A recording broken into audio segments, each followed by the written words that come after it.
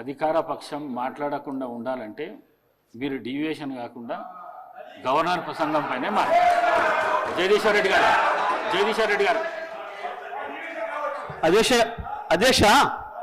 అధ్యక్ష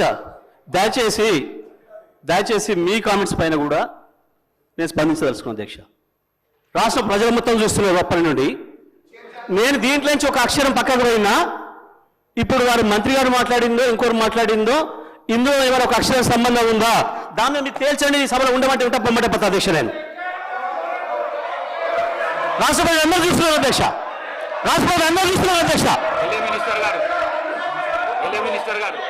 అధ్యక్ష, వారు గతంలో మంత్రిగా చేసిన వారు, అనుభవం ఉన్న వ్యక్తి జగదీశ్వర్ రెడ్డి గారు. ఈ విధంగా ప్రస్తావన తీసుకొచ్చి స్పీకర్ గారిని బెదిరించే మాట మాట్లాడకుండా ఉంటే బాగుంటుంది అధ్యక్ష. తప్పకుండా వారు వాపసు తీసుకోవాలి.